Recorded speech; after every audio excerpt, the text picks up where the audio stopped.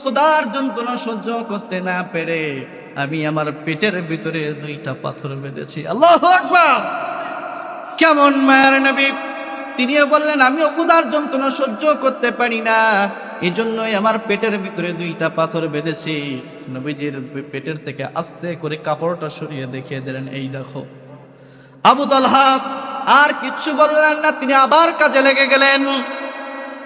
পাশে ছিলেন জাবের বিন আব্দুল্লাহ। এটা শোনার পরে তিনি আর সহ্য করতে পারলেন না। নবীজি ক্ষুধার যন্ত্রণায় পেটে পাথর বেঁধে আছেন, এটা তিনি সহ্য করতে পারলেন না। এটা শোনার পরে তিনি বললেন, দৌড়ে বাড়িতে চলে গেলেন। বাড়িতে যাওয়ার পরে বলতেছেন, বিবি বাড়ির ভিতরে খাওয়ার কি রয়েছে শিগগিরই বের করো। নবীজি কয়েকদিন যাবৎ ক্ষুধার্ত, পেটের ভিতরে পাথর বেঁধে আছেন, যা আছে জলদি করে তুমি খাওয়ার প্রস্তুত করো। বিবি তখন বললেন, প্রাণের স্বামী, বাড়ির ভিতরে 2 থেকে 2.5 কেজির মতো হবে আটা রয়েছে। বললেন, তাড়াতাড়ি সে আটার তুমি খামির করো, রুটি প্রস্তুত করতে লাগো। অন্য দিক থেকে তিনি একটা বকরি জবাই করে দিলেন। বকরি জবাই করে বললেন, এই বকরির গোশত তুমি ভুনা করতে শুরু করে দাও, আমি নবীজি এবং কিছু সাহাবীদেরকে ডেকে নিয়ে আসি। নবীজির কাছে আসলেন, আসার পরে বলতেছেন, নবী আমি শুনেছি আপনি ক্ষুধার্ত, কিন্তু আমিও তো গরিব মানুষ, প্রত্যেককে খাদ্য দেওয়ার মতো আমার সামর্থ্য নাই।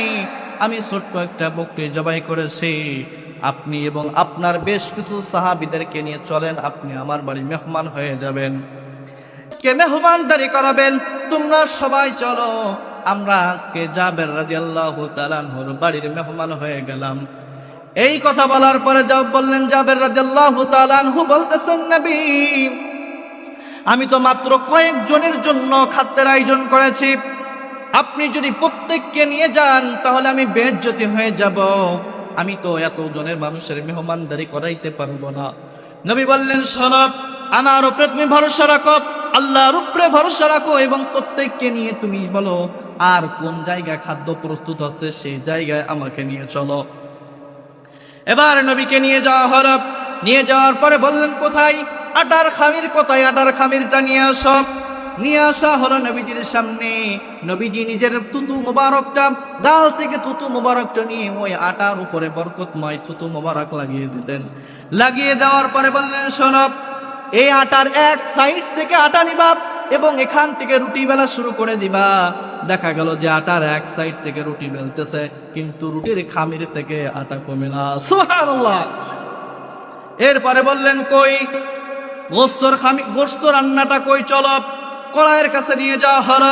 কড়াইয়ের কাছে নিয়ে যাওয়ার পরে বললেন, শোনো, এই চুলা থেকে এই কড়াইটা নামাবে না, চুলা থেকে কড়াইটা নামাবে না। সাথে সাথে নবীজি নিজের থুতু মোবারকটা ওই কড়ার উপরে একটু লাগিয়ে দিলেন। লাগিয়ে দেওয়ার পরে বললেন, জাবের এই চুলা থেকে কড়াটা নামাবে না, এবং এক সাইড থেকে তুমি গোশতগুলো নেওয়া শুরু করে দেবা, খবরদার অন্য কোনো পাশ থেকে গোশত নেবা না। এটা বলে নবীজি চলে গেলেন। সমস্ত সাহাবা একরাম মেহমানদারির জন্য বসে গেলেন। জাবের রাদিয়াল্লাহু তাআলা আনহুর এখান থেকে রুটি আসে, একের পর এক রুটি আসে, এবং জাবের রাদিয়াল্লাহু তাআলা আনহু বাটি ভরে ভরে গোশত দেয়। সমস্ত সাহাবা একরাম তৃপ্তি ভরে খাওয়ার পরেও দেখা গেল আটার খামির থেকে আটাও কমে না, এবং গোশতর ভিতর থেকে গোশত কমে না। আওয়াজ করে বলেন আল্লাহু আকবার। এটাই নবীজির হাতের বরকত। এমনি ভাবে সমস্ত মানুষগুলা তারা তৃপ্তি ভরে খেল। এমন একটা মুজিজা দেখলো। মুজিজা দেখার পরে আল্লাহ তাআলা এই মুজিজাগুলো কেন দেখাচ্ছেন শোনেন। সাথে সাথে আরো একটা মুজিজা আল্লাহ তাআলা দেখালেন নবীজির মারফতে। সেই মুজিজাটা কি শোনেন। নুআম বিন বাশিরের বোন, তিনি কয়েকটা খেজুর নিয়ে আসতেছেন। তিনি শুনলেন যে তার ভাই এবং তার মামা এই পরীক্ষা খনন কাজে সেখানে অংশগ্রহণ করেছে, তারাও বেশ কয়েকদিন যাবৎ খাই নাই। এটা শোনার পরে তিনি কয়েকটা খেজুর নিয়ে আসতেছে তাকে খাওয়ানোর জন্য। যখন নবীজি দেখলেন, দেখার পরে বলতেছেন, কি নিয়ে যাও? তখন তিনি বললেন, আমার ভাই এবং মামার জন্য কিছু খেজুর নিয়ে এসেছি। তখন বললেন, শোনো, এই খেজুরগুলো আমার কাছে নিয়ে আসো, এবং একটা পরিষ্কার পাত্রের উপরে রাখলেন। রাখার পরে বললেন, সমস্ত সাহাবীদেরকে ডাক দিলেন। ডাক দেওয়ার পরে বললেন, দেখো আমাদেরকে মেহমানদারি করানোর জন্য খেজুর নিয়ে আসা হয়েছে, তোমরা এখান থেকে প্রত্যেকে খেজুর খাওয়া শুরু করে দাও। তখন নুআইম বিন বাশিরের বোন বলতেছে, নবী মাত্র অল্প কয়েকটা খেজুর, এই অল্প কয়েকটা খেজুর এত বিরাট বাহিনীর ভিতরে কিভাবে বিতরণ হবে, এতগুলো মানুষ কিভাবে খাবে, এটা তো কখনোই সম্ভব নাই।